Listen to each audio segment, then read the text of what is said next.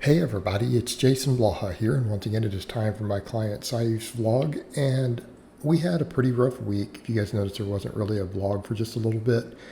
He got pretty sick, had the flu, and so we've been trying to recover from that. And honestly, we restarted this training block, and it was tough. Like, we didn't get any plus reps on anything. And again, it's just recovery, everything else going on with that. It happens. It's just part of the game. And this happens a lot. I've had to deal a lot with the various airborne viruses that are around with clients and them missing weeks of training, and then having to structure training for them when they come back. Again, it's pretty normal. Again, when you run as many clients as I do, it's something I deal with a minimum of one client a month, if not more. I've had as many as 4 kind of out sick in a single week before. So in this case, we did okay on the squats. We restarted his 85% training max week, and he got 5 reps. So you'll see that coming up. I put the ramp ups in here for that. So we had the 85%. He got 5 reps. Now, keeping in mind, this is a pretty substantial amount of weight. It's over 180 kilos for 5. So again, we're talking for American lifters, this is still over 400 pounds for 5 reps on a safety bar. So squatting is definitely his strong point. It's absolutely his strong point. I don't think anyone can deny this. He's got tons of quad, not a problem. And he's able to go really deep on these. So as I've said, his squatting is a strong point. This guy will squat 600 pounds one day. All right, he's going to have a 600 pounds raw, no wrap squat eventually. And by that time, we'll probably be putting him on a platform. He had said, in 2-3 years, I think I want to get on a platform. And I'm like, in another year, you'll be able to do really well. Of course, we're in a deficit right now. He's cutting again. He still wants to get leaner, lose more body fat. So we're back into a little bit of a fat loss phase, which, will make the training a little tougher. But we can work with it. I think particularly now because he's changed careers, it's less physically taxing. It's going to make things a lot better there. So for primary assistance work, we're doing the cambered bar squat, mainly because he wants to use a cambered bar. I would be fine with us using the safety bar again here, but he has both bars. He wants to get good use out of them, so we're doing that. He's bought a lot of specialty bars, and I'm telling you guys, one day I'm gonna end up putting him. I'm gonna talk him into doing some conjugate style training, even if we don't do traditional conjugate, just because I want to make use of all these bars. All right, for upper back and grip and everything, we have him do on this day some axle bar inverted rows. Again, we're not at a point where he can do pull-ups yet. It is his body weight and strength. We will be eventually. Then we do belt squats. So we have 2 squatting movements on this day. And for those who don't remember, he runs still, because he doesn't want to do conjugate, he still runs a 3-day-a-week, similar to 5-3-1, at least for the main work. But we run a squat, bench, and deadlift day. Okay? And he doesn't like the straight bar because it's historically hurt his bicep a little bit. And, that's the plus of it. We don't have to get under the straight bar that often to have a good power bar squat. So it's totally doable. You just have to test it every now and then. So we do that, and then we finish up the day with reverse hyperextensions. Again, everyone knows I'm a big fan of this movement. At this point, he's invested quite a bit into a really nice home gym. He's got a belt squat, reverse hyper. He's got that seal row back there. We've got a lot of tools available.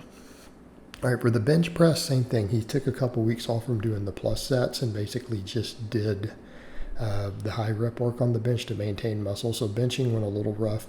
He got 3 reps, and he's just like, I didn't feel like I could really do the next 2. But again, this is 123 kg. We got 3 with it. Not honestly, with him having had the flu, I'm not terribly disappointed in that, to be fair. All right. I'm having him do his rep work now with this Cadillac bar that he bought. Again, lets us get a deeper stretch. This is a phenomenal bar. Phenomenal bar. Every client I have who's had access to it has pointed out it just feels so natural and comfortable with the wrist stacking and everything. So it's just the way that it's been angled. It seems to work really well, even though it's got a camber to it, so it goes deeper. It's just a very comfortable bar to use. So Chris put a lot of thought into the ergonomics on that bar. Clearly, when I've had multiple clients report that. So we do that for rep work. Then we do seal rows. Have him do seal rows. And he loves the overhead press and he wants to bring his overhead press back up. So we talked about it and we're working it back in on his bench day. And he's obviously pretty dang strong at the overhead press. Coming back in, having done no overhead pressing in months and months. Look at this. He's repping a plate, right? Repping a plate, having taken, I don't know how many months off from this exercise, 4 months, 5 months. He's hitting a pretty good number of reps there. I think this is 10 reps actually. So we've let him work the press back in. He's got good shoulder mobility there. I can't do that. That pushed through at the top, unfortunately. Then we finish up with band press downs to continue to work his triceps. Of course, he's got big arms no matter what we do. Not really a big deal. We just have always done band work for his arms because it keeps his elbows and his tendons around his elbow joint a lot healthier. Because, again, he's had an issue of inflammation. Deadlifting went rough. I think this is about the same weight, pretty similar weight that we used on the squats. He got 2 reps and he's like, we went for a third one and my back just gave out. I was feeling really fatigued. It was cramping a bit. And again, comes down to virus will do that. So it really limited his deadlift. We were still able to do good on good mornings though.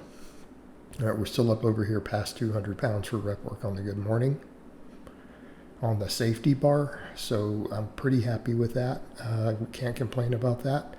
It's just good stuff here.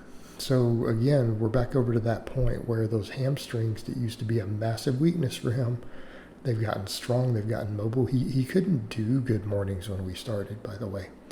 His hamstrings were too tight. We could not physically get into the right positions.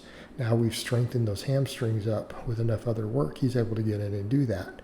Then we do axle bar inverted rows, again, wanting to keep that grip real strong for him.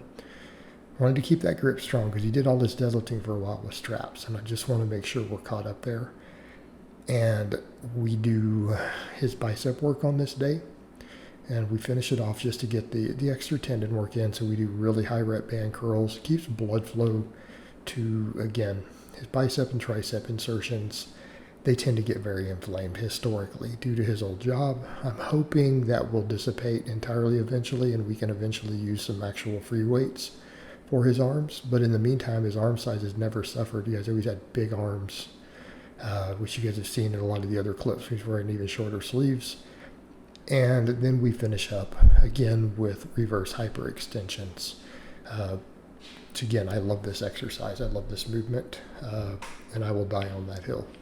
All right, guys, but that's really all I have to say on that today. I hope it's been informative, and I'll talk to you guys next time.